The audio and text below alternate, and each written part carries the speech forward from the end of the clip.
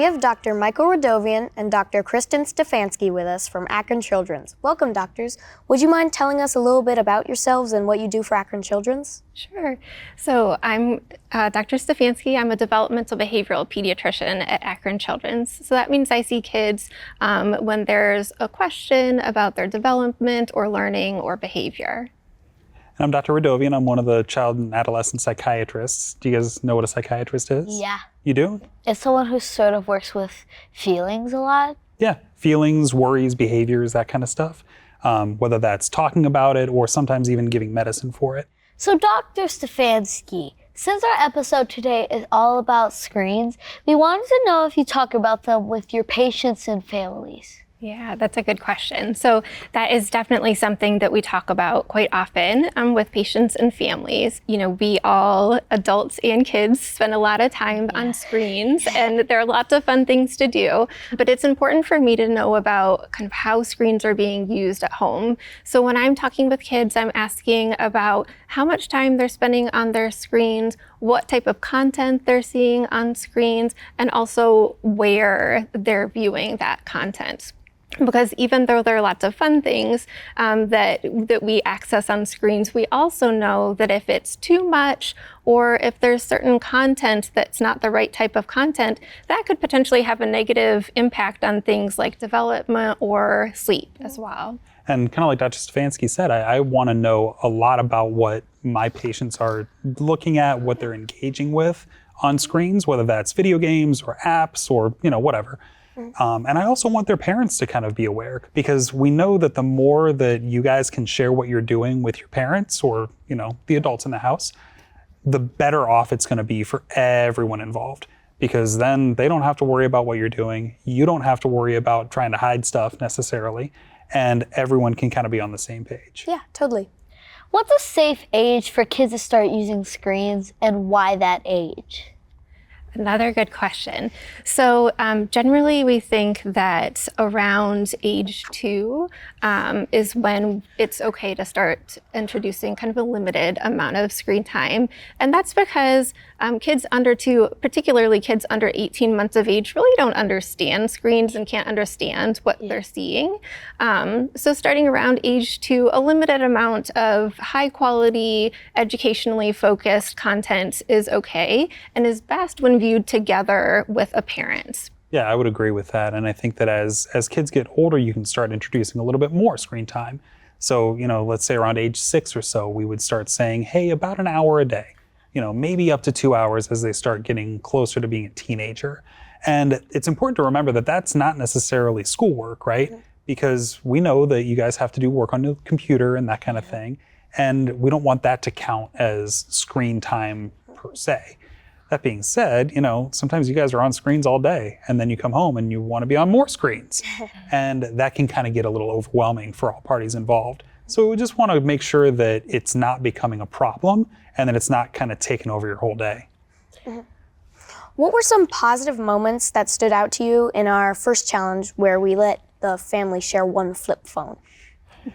Yeah, I think that just seeing them kind of come together and start doing things together as a family. I mean, it was almost immediate. They realized, hey, we don't have our phones, so we gotta do something. And they started playing a board game. And they were just able to kind of connect as a family again, which is so important for kids, adults, all parties. Yeah, I agree with Dr. Redovian. So they did a lot of things that forced them to be more creative with their time, right? We know that when you aren't spending as much time on screens, that even if it feels boring at first, it really forces you to be more creative, maybe try something new, stretch your brain in different ways than you would otherwise. So even, for example, when they were trying to break into the box to get that phone, they were using problem solving, they were communicating with each other, right? They were doing all kinds of different skills to really try to solve that problem together. Are there any activities, habits, or rules they use that could be helpful for other families to try on their own?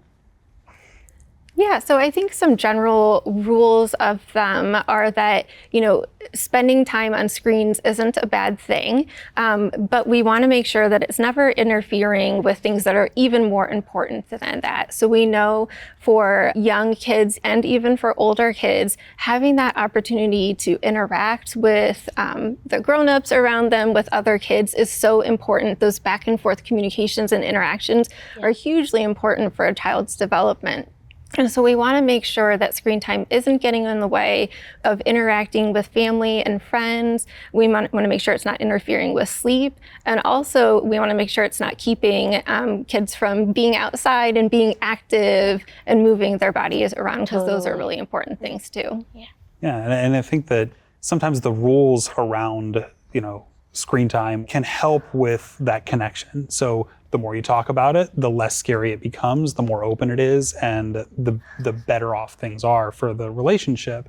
I also think that some families decide that they're just going to put their phones down for dinner and have a nice meal together and actually talk to one another. And that can become kind of a routine and just a nice little tradition to continue with. Mm-hmm. What positive things do you see about how screens were used in the short movie challenge? So I liked that they had to use their screens to shoot that movie. They had to do, to talk to each other and collaborate to really create something that was really cool. So I think that the use of screens can be helpful if they're used in a positive way. Is there anything you saw in the challenges that kids should try at home, or any tough moments you could offer advice on?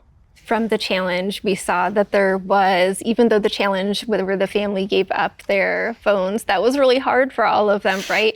But there were also some benefits. I mean, we saw how that changed their interactions and the new things that they were trying out. So I think that's a wonderful challenge for families to try at home, even if it's not quite so long. Just thinking about, coming up together as a family with a plan about, are there times that we're going to kind of protect and have this be our family time, and it's going to be a screen-free time. And see what that does as far as interactions and opportunities to just play and be together. Yeah, because I know that sometimes using screens can really help, because sometimes if you're on a long drive and you can't really play a board game or do anything like that, you can do a game that all of you can play on screen. So I was just thinking how different usages of your screens can actually really benefit family time. Mm-hmm. So definitely. Yeah. I think that there's utility to screens. So, you guys could sit down and play video games together, and that's a family fun game thing. Yeah. But I think that something from the videos that stuck out to me was being bored. I mean, if you guys don't have access to your screens, you get bored? Sometimes. Yeah. Do you like it? I mean, sometimes, because sometimes they'll force me to go and find something. True. Yeah. My first instinct when I'm bored is, let me go talk to my brother, see if he wants to do something. Yeah. My first instinct is, when I'm bored, is probably to go start bugging my parents, see what they're going to do. Mom, I need something to do. Yeah. What do you want to do today? Yeah, there you go. But I think that it's okay to be bored sometimes, because that makes you go and seek something out that isn't, just a screen or just, something to kind of mindlessly scroll through. It makes you be creative, and it makes you, find some other hobbies and things that you might like. Yeah. So. What advice do you have for kids and parents watching this show?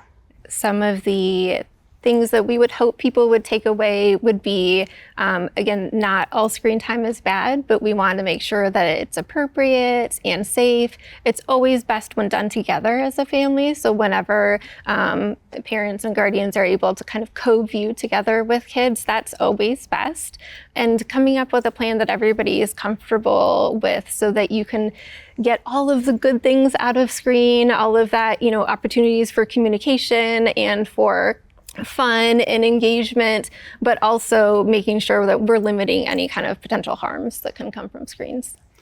Yeah, I would agree with that. I think that the other piece of it is to really just, again, going back to that communication, have that plan in place so that everyone is kind of on the same page, so that kids are held to a similar standard as parents, right? Because if you're a kid and your parents are telling you, okay, you're not allowed to be on your phone. And then your parent is Scrolling. all night, right? You guys are going to sit there and say, well, why do you get to be on your phone? I don't. And, yeah, it's because they're the adult in the house, I guess. But I think that having some of that, equality and that understanding is really important to, have those connections.